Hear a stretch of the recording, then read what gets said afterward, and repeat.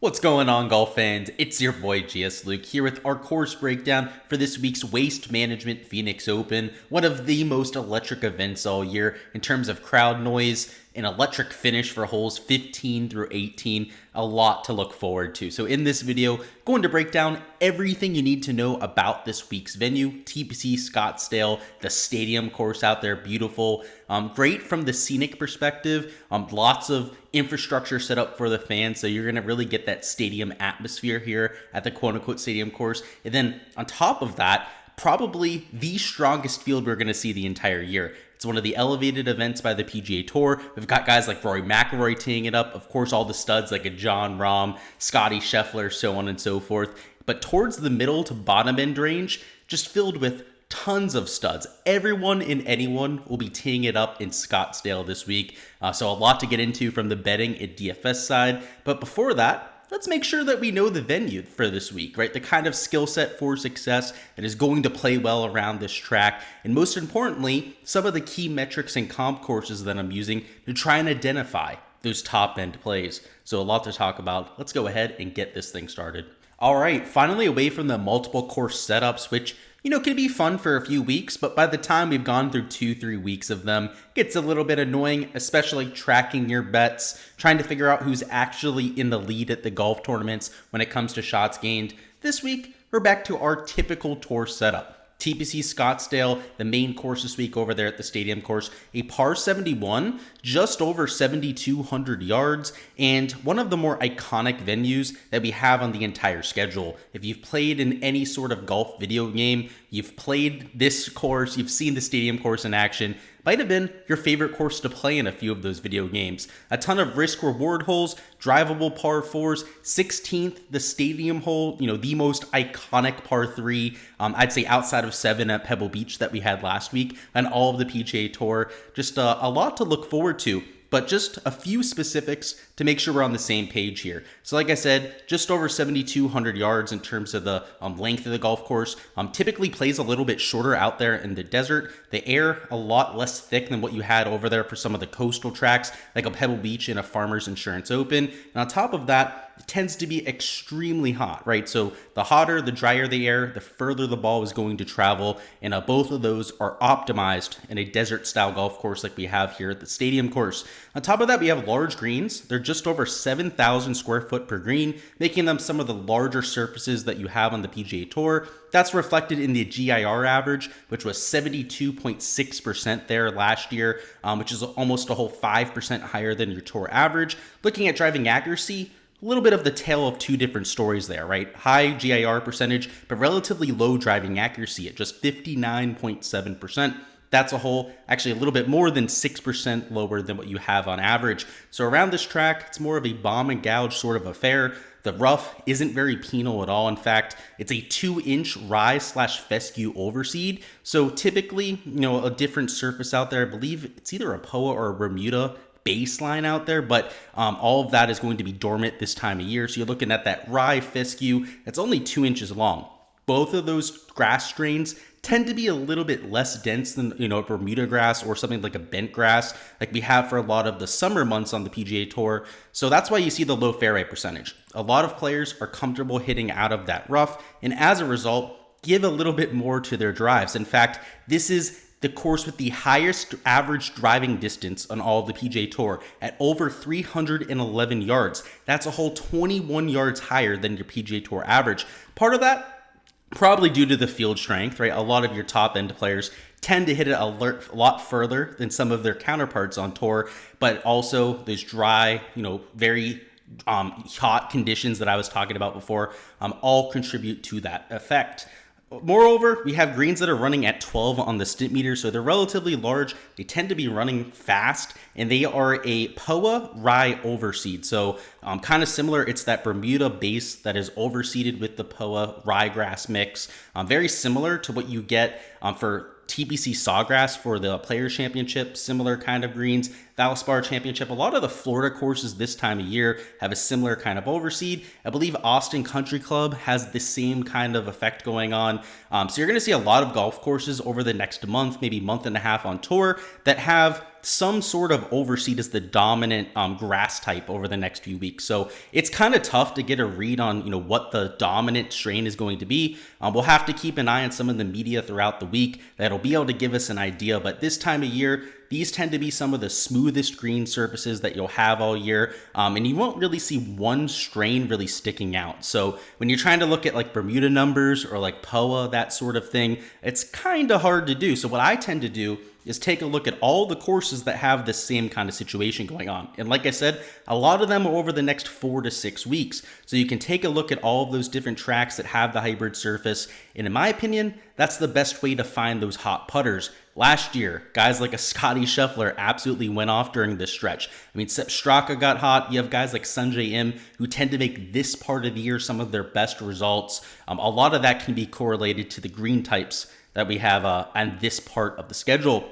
A few other things to note: the fairways are a rye fescue overseed, so same type of grass as the rough. Of course, a lot better manicured than when you have off of the short stuff. And in terms of weather conditions, at least as of right now, it's super early in the week, looking like you're going to see perfect weather. I mean, this time of year, low winds, right? Something in the mid 50s, 60s in terms of your temperature. All of that is looking like what we're going to get this weekend. But fingers crossed, after the absolute shit show that we had last week at the Pebble Beach Pro-Am, Monday finish and all, delays that arguably, or maybe inarguably, shouldn't have ended up happening to begin with.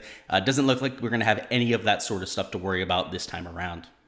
All right, we're going to go hole by hole now and give you an idea for what these players are facing, at least from the shot perspective. So hole number 1, a little bit of a handshake, only rate about 410, 420 yards, depending on where they put those pin locations. But most players probably going to take something less than driver off the tee here, try and stay short of the bunker. If you decide to be a little bit more aggressive and hit driver, you are going to bring that hazard into play. Also potentially misses into the desert on either side. So because it's the first hole, most players that are starting at 1, you'll see take that conservative approach, because even doing so leaves you at about 135, 145 yards, something in that range, which is going to be a 9-iron or a pitching wedge for almost everyone in the field.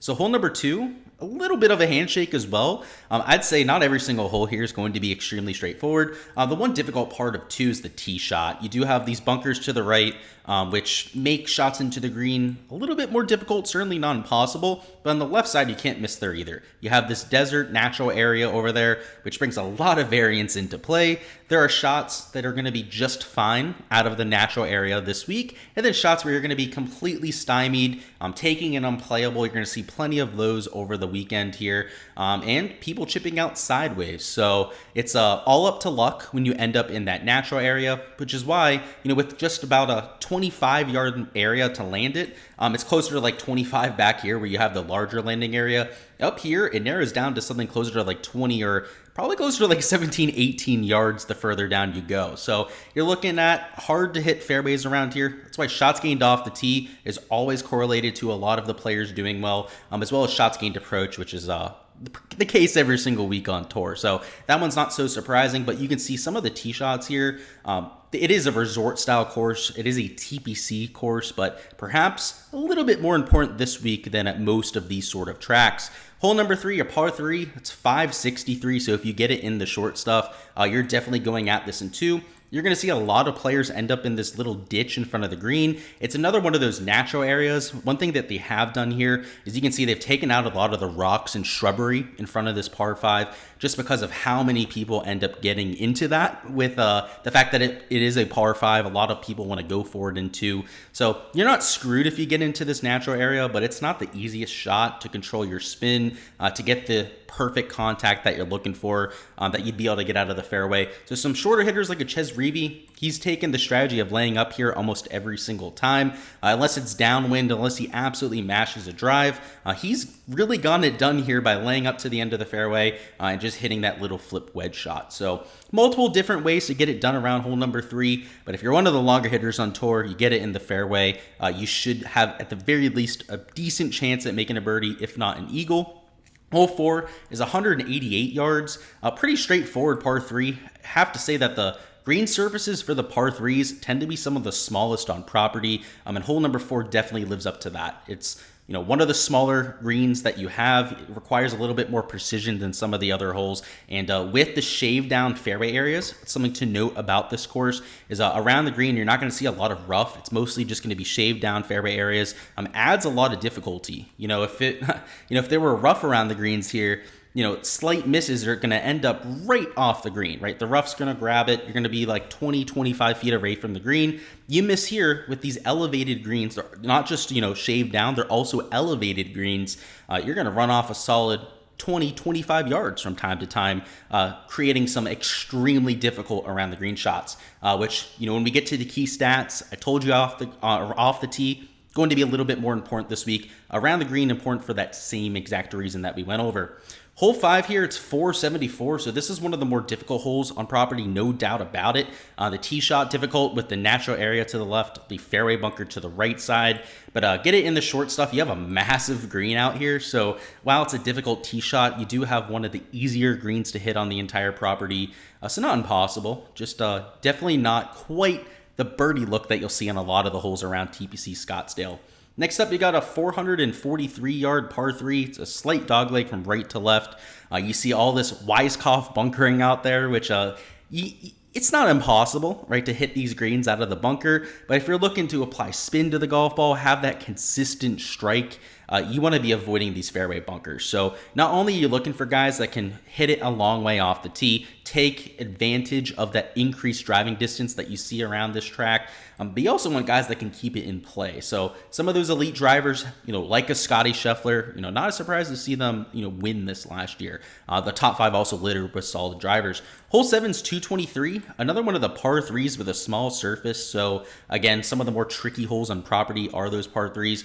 Hole 8, another tricky hole. 484, slight dogleg from right to left, super long par 4. You can see they have it out here at a 300-yard drive. So they are accounting for wind here. I would have to assume that the prevailing wind is going in this direction because most of the holes, right, they have the driving distance at like 280, 285 yards. So perhaps that helps out players on this hole. But if you're not getting that trademark wind that it seems like Pro Visualizer is accounting for here, then maybe it plays a little bit more difficult. Hole 9 in the same direction, you can see they have the tee shot at right about 300 yards. So I'd imagine they have this at something like a 3-wood for most of these tour pros. So perhaps some of the longer hitters take this bunker out of play, but still, another one of the more tricky holes on property, not quite as easy as a few of the holes in the back 9. So we went through the front 9. This back 9 is where a lot of the scoring is going to be. So a lot of just straightforward holes in the front 9, right? That 420, I'd say the like 480 yard range is pretty much where you find all of those par 4s. You get a few shorties on the back 9. So just like hole number 1, hole 10's a handshake. A dogleg from left to right, so kind of breaks the mold of a lot of those right to left doglegs that you saw on the front 9, but another wedge at the very most. So most players should at the very least have a look at birdie. Hole 11's tricky with the water on the left, but you're also getting one of the larger fairways on property. So rather than like a 18 to 25 yard wide fairway, this one's closer to 35 to 40 yards. So unless you're hitting a duck hook to the left, unless you're completely wiping it to the right scared of the water, you should have something that shouldn't be blocked out into this green. So I know it's 477 and has water down the left. Not that difficult. Hole 12, another hole where this water is really only in play if you're going long. To the left, these bunkers are going to save you. To the right, unless it's a front right pin location, most people aren't going to be sniffing that part of the green. So if you're short here, I'd say some of the trickiest pin locations are when they put it like in the front left. It brings that bunker into play, but also this huge shaved off area, and you can kind of see it on the overhead view. It's sloped heavily. Any miss short here is going to get rejected a solid like 15, 20 yards down the hill. So it's a little tricky par 3, but the water's not really in play, at least for most pin locations. Hole 13 is a par 5. This water on the right side, for most tour pros, they can take it out of play. You can see just a 300-yard carry takes the water out of play, but you will see quite a few players just hit 3-wood off this tee, because if you hit a 3-wood, you're left with just about 240, 235 yards into the green, which is like a driving iron, maybe some sort of like 5-wood for these tour pros into the green, especially with the desert kind of conditions out here. So it's an easy par 5, but if you miss in this natural area, you see guys double. If you end up taking a 3-wood and wiping it to the right in the penalty area, obviously that's a huge concern. And then to the left side, much like every single hole on property here, you have just landmines waiting to happen, right? You end up in this natural area and you catch a lie, you'll probably reach the green in 2. It won't be an issue. But if you end up behind a rock, so on and so forth, is where you really see a lot of the variance at this golf tournament, which is why when we get to the key stats, something like off the tee play is going to be as important as it is. Hole 14 is nearly 500 yards. It's the longest par 4 on property. Relatively large green, so much like some of the other tough par 4s, you do have that going for you at the very least. But another tricky hole that you're hoping to par, just kind of get out of there, hoping to not have too much damage on the scorecard. Hole 15 is your last par 5. It's not your last scoring opportunity, though, that's for sure. It's 565 yards, another massive landing area off the tee. So with the water to the left, with it being a relatively long hole, they do give you a little bit of that cushion there, which is, a lot of people would compare this to a TPC Sawgrass. There's good substantiating reasons for that, right? When you have these, water hazards in play, they tend to give you a little bit of a larger landing area to compensate for it. So, and that's why these tour pros can take a TPC kind of course to 20, 25 under par. Unlike a PGA National, where you do have those thin little landing areas, the water truly comes into play. You're getting a little bit of help here from the course designers. I do have to say, it's a tricky approach shot, right? It's this island kind of green out here. If you end up going for it and hitting it into the water, most guys should be able to get it up and down. If you end up just not crossing over the red line over there, you're dropping in the drop. Actually, I don't think there's a drop zone. I think it's just a red lateral hazard there on this side of it, which is still, it's not the hardest up and down. But if you end up going for the green and going over the back, to the side, that sort of thing, it's like getting up and down at any sort of golf course. So you're going to see a lot of pars here for guys that hit it in the water. But if you can get it on the surface in 2, it's an eagle look, or obviously pretty much a locked-in birdie. Hole 16, the most iconic hole in golf. You're going to see a huge stadium-like atmosphere around here, so it's not going to look anything like it looks here on the overhead view. So bleachers around the entire hole, and yeah, just a lot of fun. So there's going to be a ton of coverage of this hole. You'll see it the entire week. Hole 17, arguably my favorite hole at this course. So I know 16 gets all the attention. This is, at least in my opinion, from the architecture standpoint, from the strategy standpoint, really the crown jewel of TPC Scottsdale. It's a drivable par 4. All of the landscape is tilted from right to left and towards the green. So if you can hit a tee shot over this fairway bunker, which is about like a 270 carry, 277 gets you clear of that bunker, everything's going to run up to the green. So you might have guys hit 3-wood here that get it over the bunker and run it up onto the front part of the surface, or anything from a driver. The unfortunate part is, if you get any sort of spin going to the left, a lot of shots trickle into this water, and a lot of shots that you wouldn't expect to trickle into the water. It's super firm out there in the desert. The entire hole funnels into that water hazard there in the front left, and it usually brings up a lot of drama there on Sunday, particularly when they use like a back left pin location, which I believe they do on Sundays. This front right, which I think they use for moving day, you might see a few guys get close to the pin there, almost have an ace. So it's a lot of fun.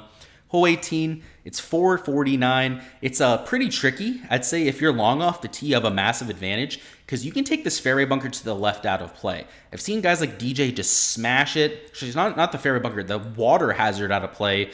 And you've seen guys end up in the bunker to the left over here, which isn't all that bad. Or guys like DJ, they drive it out here like 330, 340. So like I said, the average driving distance is 310 at this course. Let's assume that the average carry distance is 300 yards.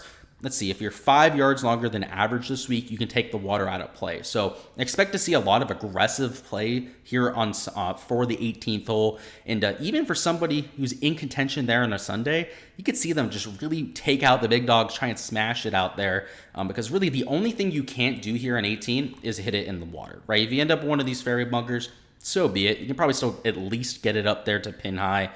If not, if you end up in the fairway and leave yourself like 120 yards in with a wedge, then it becomes a birdie hole for potentially your champion here for Sunday. All right, now that we've seen the course hole by hole, let's go through our key metrics for analysis, the sort of stats I'm looking at this week to try and identify my top plays and outright bets. So first off, you've got shots gained off the tee, which is kind of a deviation from what we're used to seeing. It's similar to what we had at Pebble Beach. If you keep yourself in play, the rest of the course is relatively straightforward. Those natural areas can cause a lot of havoc. A lot of those fairway bunkers can make holes a lot less scoreable than if you're in the short stuff, where you're going to have, and some of the tougher holes, right, you might have like mid irons in, like 6, 7 irons on some of the 460 to 480 yard holes. But outside of that, it's a lot of pitching wedges and 9 irons. So these elite level drivers are the guys you've seen win at this golf tournament. I mean, think Scottie Scheffler, right? Brooks Koepka, guys like Hideki Matsuyama have really made a habit of going out there and winning this event.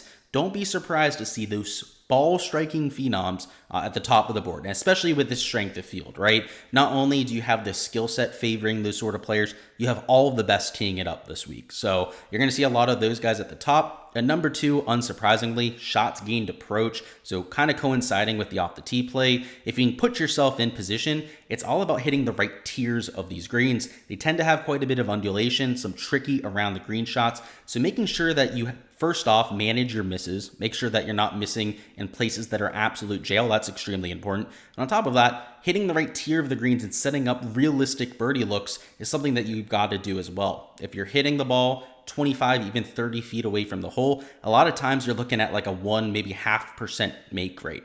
Just 2-3 footers in terms of your break, 12s on the stimp meter with the greens, so they're going to be running like absolute lightning this week. You've got to be hitting it in that 10 to 15 foot range to really be going out there and making a mark. So not just looking at approach play, looking at some of the longer irons for those par 3s, some of the trickier par 4s on property.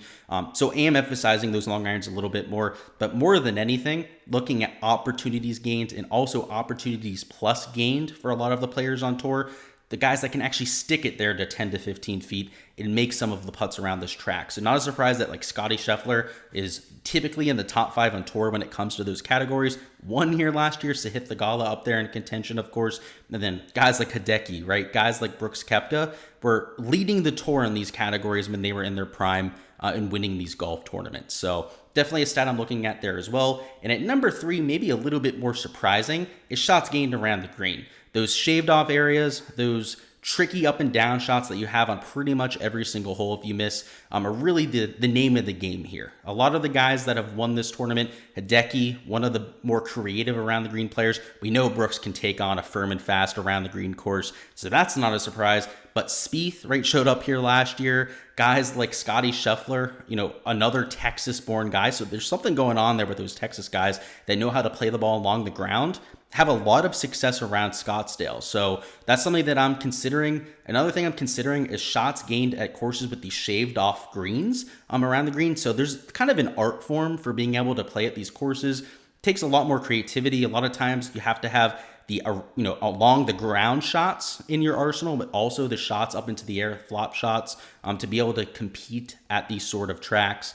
So yeah, looking at around the green play a little bit more this week than most, which I don't love as a key stat, right? When you're missing greens, I mean, that usually means that you're not going to be in contention, but around Scottsdale, I mean, you have like an 80% GAR percentage. You've seen so many of these around the green specialists actually win that it matters for that top end upside, right?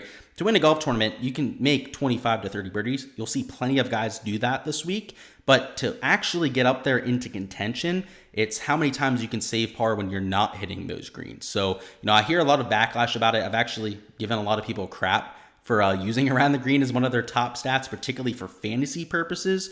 But when you get a course with really tricky around the green shots, that's usually when I give it a little bit more credence than I typically do, but still not going crazy with around the green here. A few other key stats, birdie or better percentage, always important, particularly for the fantasy side. I'm taking a look at par 5 scoring. Now, there's only 3 on property, but they're extremely important holes. They're all easily reachable in 2 for some of the longer players on tour. So looking at that, also off the tee distance, emphasizing that a little bit more this week than most. Taking a look at par 4 scoring for some of those 450 to 500 yard holes, because there's a good amount of those on property. And also taking a look at shots gained at desert golf. So a lot of the courses with these natural areas where the ball tends to travel a little bit further. You've seen a lot of these desert cats, I'd say like a Ricky Fowler, that have a lot of success out here west, but also like a Ches Reavie, right? So it's not just like 1-2 players on tour that have had that kind of success. So just overall, what kind of guys have thrived out there I'm looking at. And finally, of course, our shots gained at comp courses,